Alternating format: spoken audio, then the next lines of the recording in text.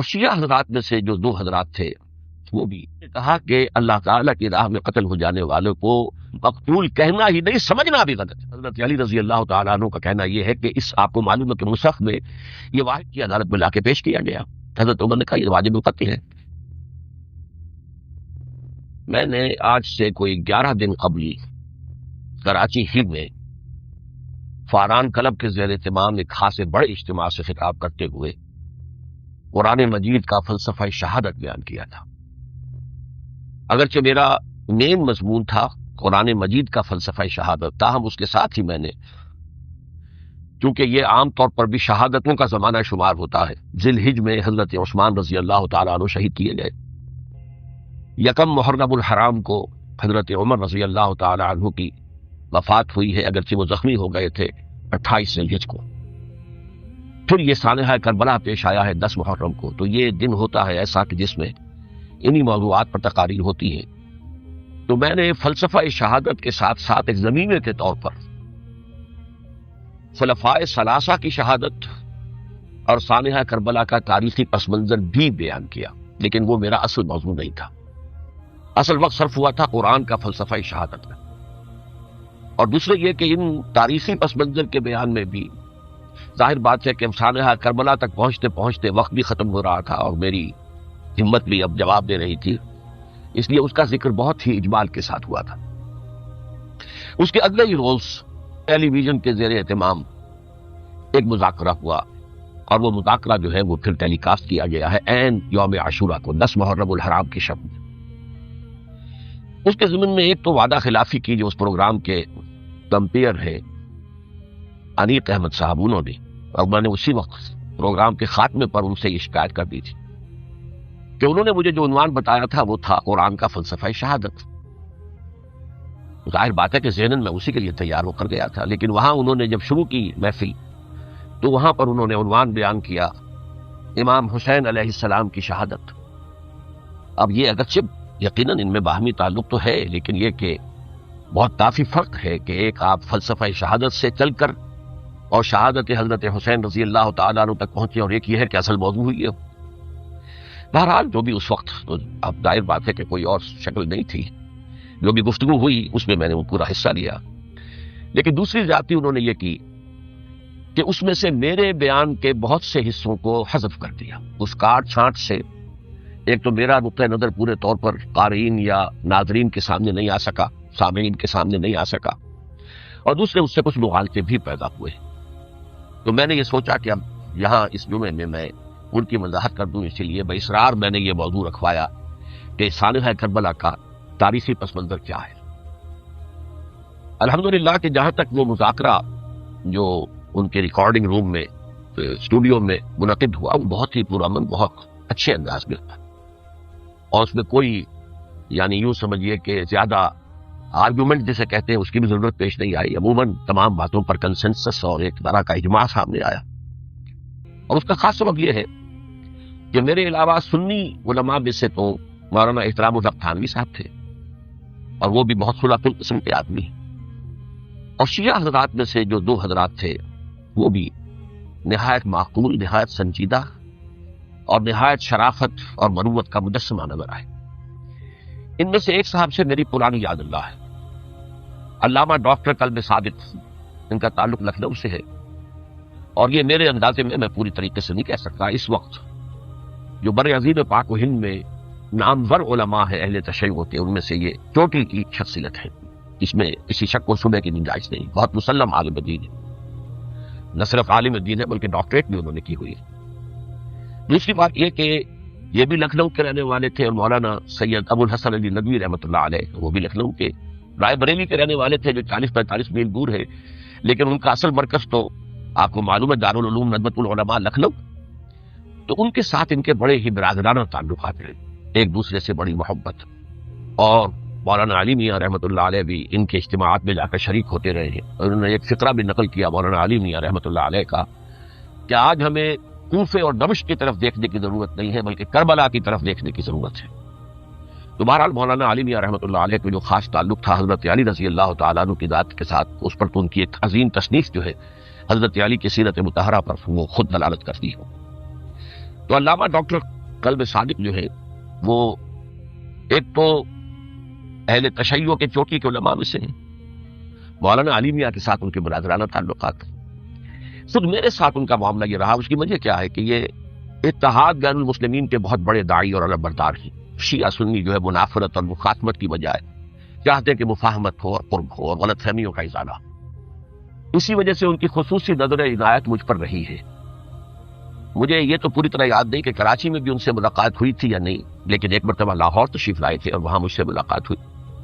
پھر ایک مرتبہ میں نیو یارک میں تھا اور اتفاقاً ان کا بھی وہیں پر قیام تھا یا تشریف آوری ہو گئی تھی، تو وہاں بھی بڑی مفصل ملاقات کے لیے وہ تشریف لائے تھے۔ پھر میرا جو ایک کتاب کہہ لیں درمیانی شے ہے، شیعہ سنی مفاہمت کی ضرورت اور اہمیت، اس کے یہ باقاعدہ مبلغ رہے ہیں۔ اس کے بہت سے نسخے انہوں نے منگوا کر اپنے طور پر یہاں محرم الحرام کی جو ان کی مجالس ہوتی ہیں، اس مرتبہ بھی اسی کے لیے تشریف لائے ہوئے تھے، تو اس کے اندر انہوں نے اس کا تعارف کرایا، اس کی تعریف کی اور اس کے بہت سے نسخے جو ہیں وہ فروخت کروائے۔ تو یہ میں نے اصل میں آپ کے سامنے ایک پس منظر رکھ دیا ہے اس شخصیت کا کہ جو اس میں میجر ریپرزنٹیٹو تھے اہل تشیع کی طرف سے۔ انہوں نے ایک نکتہ جو بیان کیا، واقعہ یہ ہے کہ میرا ذہن بھی ادھر منتقل نہیں ہوا تھا اس سے پہلے، انہوں نے فرمایا کہ یہ اللہ کے راستے میں شہید ہو جانے والے کو جو اللہ کے راستے میں قتل ہو جائیں، سورہ بقرہ میں تو فرمایا انہیں مردہ مت کہو، وَلَا تَقُولُوا لِمَن يُقْتَلُ فِي سَبِيلِ اللَّهِ أَمْوَاتٌ بَلْ أَحْيَاءٌ وَلَٰكِن لَا تَشْعُرُونَ، وہ تو زندہ ہے لیکن تمہیں ان کا شعور نہیں۔ لیکن سورہ آل عمران کے اندر جو آیت آئی ہے وَلَا تَحْسَبَنَّ الَّذِينَ قُتِلُوا فِي سَبِيلِ اللَّهِ أَمْوَاتًا بَلْ أَحْيَاءٌ عِندَ رَبِّهِمْ يُرْزَقُونَ، ہرگز مت سمجھنا ان کو جو اللہ کی راہ میں قتل ہو جائے کہ وہ مردہ ہے، وہ زندہ ہے، اپنے رب کے پاس سے رزق پا رہے ہیں۔ تو انہوں نے کہا کہ اللہ تعالیٰ کی راہ میں قتل ہو جانے والوں کو مقتول کہنا ہی نہیں، سمجھنا بھی غلط ہے۔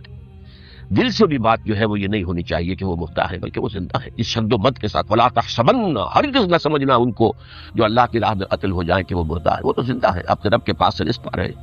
اس در میرا ذہن نہیں گیا تھا، میں اس کو تسلیم کر رہا ہوں۔ دوسرے جو شیعہ عالم دین تھے، مجھے ان کا پورا نام مستحضر نہیں ہے،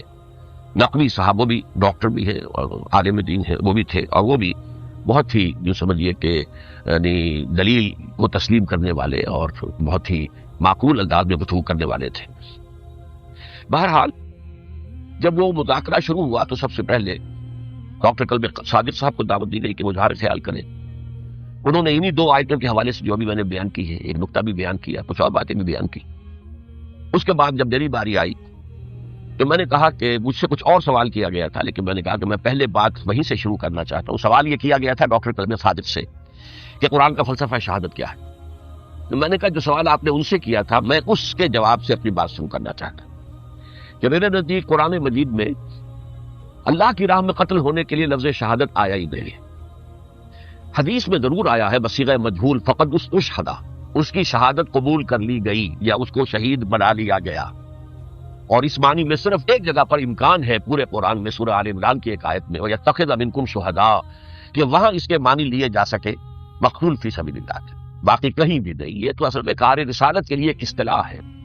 ہر رسول شاہد بن کر آیا، شہید بن کر آیا، یہاں دنیا میں وہ اپنے عمل سے، اپنے قول سے انفرادی اجتماعی سطح پر حقی گواہی دیتا رہا،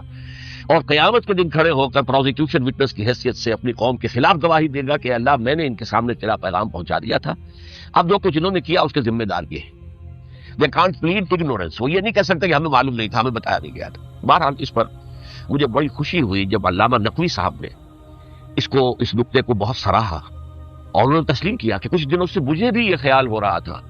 یعنی یہ کہ یہ کوئی زیادہ پرانا خیال ان کا نہیں تھا۔ انہوں نے فرمایا کچھ دنوں سے مجھے بھی یہ خیال ہو رہا تھا کہ قرآن میں تو یہ لفظ شہید اور شہادت اس معنی میں ہے ہی نہیں۔ میرا گمان یہ ہے کہ چونکہ اس موضوع پر میں نے بہت تقریریں کی ہوں، سال ہر سال سے تقریریں کر رہا ہوں، قرآن کا فلسفہ شہادت کیا ہے،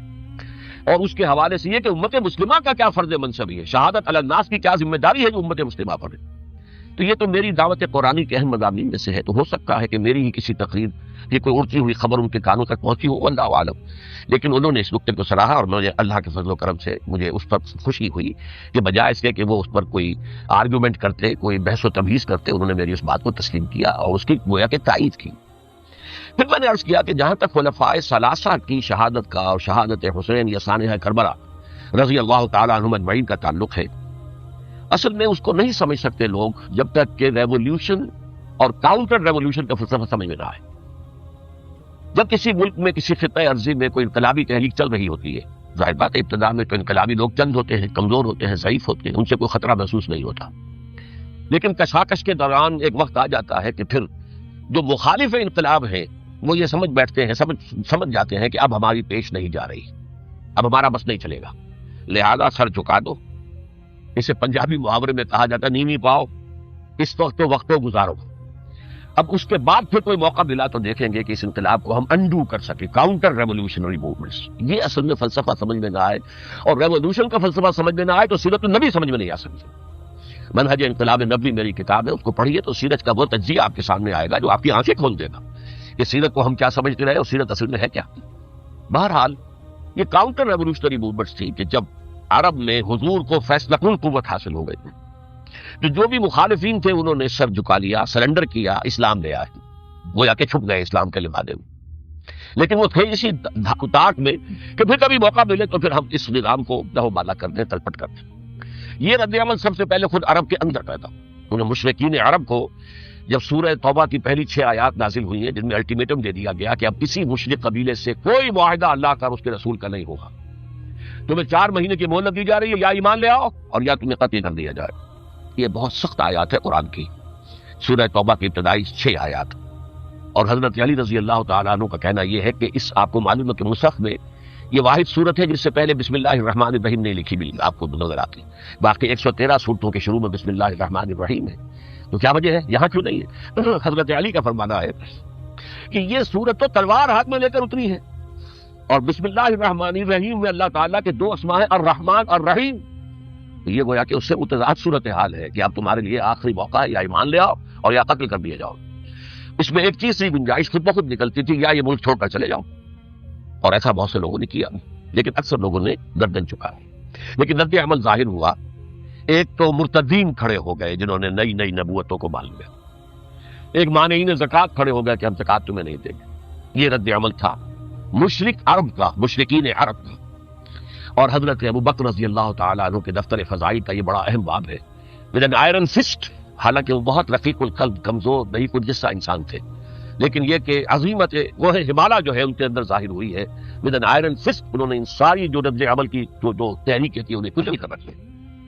اور پھر پورے عرب کو گویا کہ اثر نو اس میں اسلام کے نظام کو کنسالیڈیٹ کر کے حضرت عمر کے حوالے کر دیا رضی اللہ تعالیٰ عنہ۔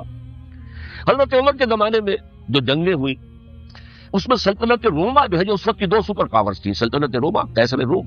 ہیراکلیس ہرقل تھا اس وقت کا جو رومی جو قیصر روم تھا، حکمران تھا، شہنشاہ تھا، اور دوسری طرف ایرانی مملکت تھی، خسرو پرویز تھا۔ لیکن یہ کہ عیسائیت کے ساتھ اسلام کا اس طرح کا تصادم نہیں ہوا تھا حضور کے زمانے میں، بلکہ نجاشی رحمۃ اللہ علیہ نے تو مسلمانوں کو پناہ دی تھی۔ مقوقس پیٹریارک جو تھے اس کے الیگزینڈریا کے، انہوں نے حضور کے جو نامہ مبارک گیا تھا اس کا بہت اکرام کیا، تکریم کی، تحفے بھیجے حضور کی خدمت میں۔ ہرقل نے بھی کوشش کی تھی کسی طریقے سے، جیسے کوئی 250 برس پہلے یا 300 برس پہلے، 300 برس پہلے جیسے کانسٹنٹائن جو ایمپرر تھا روم کا، اس نے عیسائیت قبول کی تھی اور ساری سلطنت عیسائی ہو گئی تھی، لہذا اس کی سلطنت باقی رہی، اس کی حکومت باقی رہی۔ اسی طرح ہم سب مسلمان ہو جائیں، لیکن اس میں وہ ناکام ہو گیا۔